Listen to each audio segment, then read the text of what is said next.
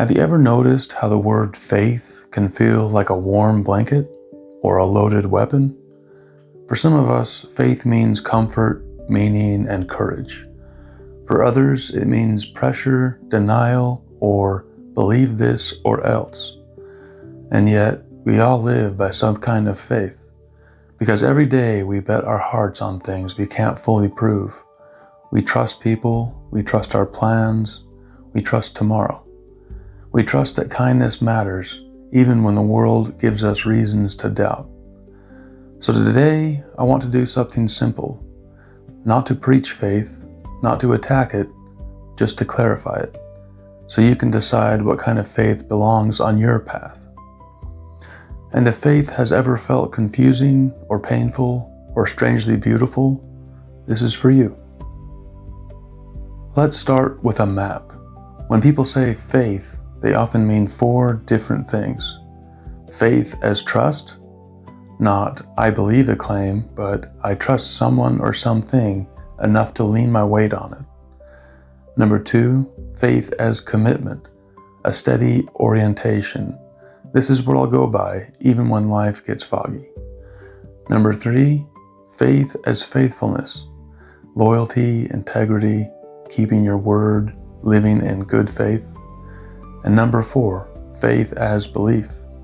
Yes, sometimes faith means believing something is true, but belief is only one piece of the puzzle. And here's the key. A lot of conflict happens because one person is talking about faith as trust, and the other person is criticizing faith as unsupported belief. And they're arguing past each other. Let's untangle 3 words that get braided together. Belief is basically, I think this is true. Hope is, I want this and I think it's possible. And faith, in the richest sense, is I'm willing to trust and commit even without total certainty. You can believe something and still not act on it. You can hope for something and still not trust it. And you can have faith, especially faith as commitment, even while wrestling with doubts. Honestly, that last one matters to me. Because if faith only exists when certainty is perfect, then almost no one has faith. They just have confidence on good days. So, is faith just believing without sufficient evidence? Sometimes people use the word that way. And yes, faith can become that, but it doesn't have to. Here's a more grounded way to say it. Faith is what we do when life asks for a commitment and a guarantee isn't available. A relationship has no guarantees. A meaningful life has no guarantees. Even doing the right thing doesn't come with a receipt. So we gather what evidence we can, track, record, lived experience, wisdom traditions, community, reflections, and then we make a choice about what we'll stand on. That kind of faith isn't anti-reason, it's what happens beyond what reason can finish proving. Now, let's bridge faith into psychology through a simple idea. Faith and trust are cousins. There's something researchers call generalized trust, a default sense that most people are reasonably decent, that the world is not purely hostile. And when generalized trust is higher, people often report things like higher well-being, more resilience, more social harmony. And why might that be? Because trust lowers the threat volume in the nervous system. When you're not constantly scanning for danger, you have more energy for connection, creativity, and repair. Trust also makes you more likely to reach out, and social support is one of the greatest protectors we have. So here's a provocative thought. A lot of what we call faith is actually the question, do I live as if love is real? Do I live as if people are worth trying with? Do I live as if meaning can be found even in hardship? Not because it's easy, but because something in me says it's worth it. Now the other side, chronic distrust, is when the default setting becomes people can't be trusted, I'm not safe. The world is out to get me. And what tends to happen over time, not always but often, is a spiral. If I distrust, I withdraw. If I withdraw, I get lonely. If I get lonely, I become more vigilant. If I become more vigilant, I interpret people as threats, and distrust grows again. That's why chronic distrust is often associated with anxiety, depression, loneliness. Not because distrust is bad, or because people are wrong to feel it. Sometimes distrust is a scar from real harm. But because living in a constant guard mode taxes the mind and body. It shrinks your world. And if that's you, if you've been betrayed, hurt, manipulated, I just want to say your distrust might not be a flaw. It might be a protection that stayed on too long.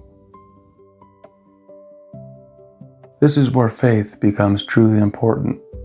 In psychology, coping is how we deal with stress, and coping strategies tend to be adaptive or maladaptive. Positive coping usually means it helps you face reality, regulate emotion, and move toward healing, even if it's uncomfortable at first. Negative coping usually means it numbs pain short term, but makes things worse long term, like denial, avoidance, shame spirals, or checking out of life. And faith can do either. Positive faith coping can sound like, I'm not alone. I can take the next right step. Let this suffering deepen my compassion, and I will seek support and do my part.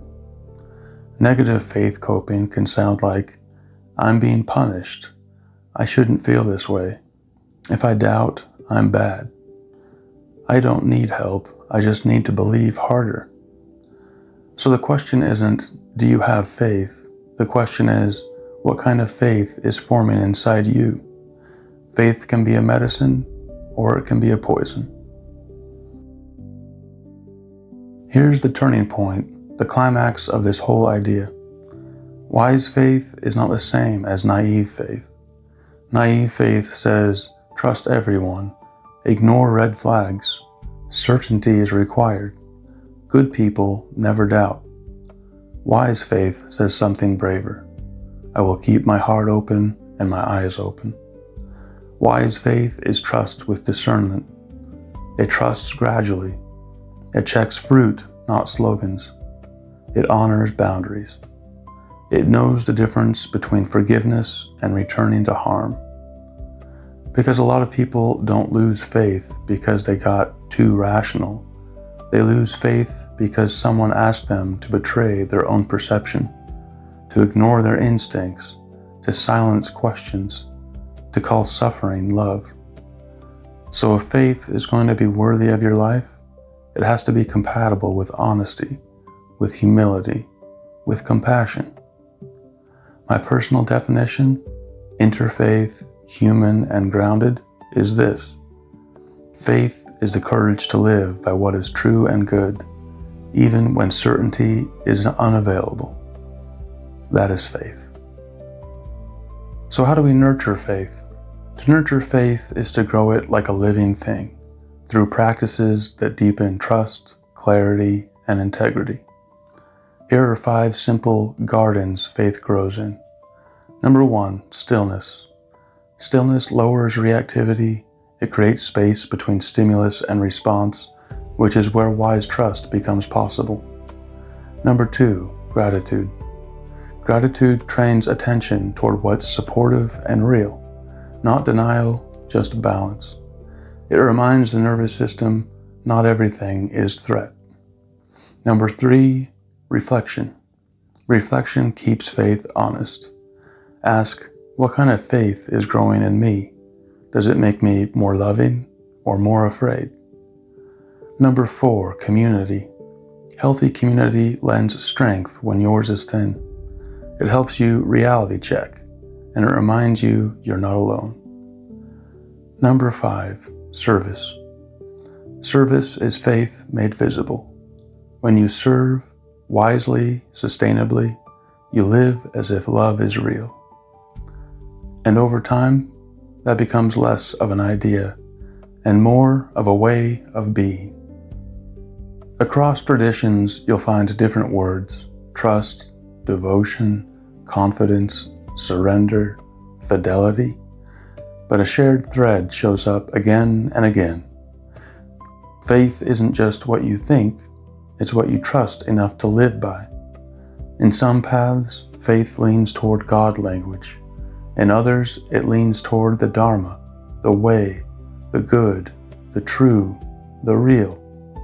And in secular lives, faith can mean faith in human dignity, in truth-telling, in kindness, in repair. Different languages, but the same human longing, to live in a way that makes life worth living. Let's end with a small practice. No dogma, just honesty. This week, ask yourself, where has distrust protected me, but also confined me? Where could I practice one step of wise trust without abandoning boundaries? What do I want my life to stand for, even when certainty is unavailable?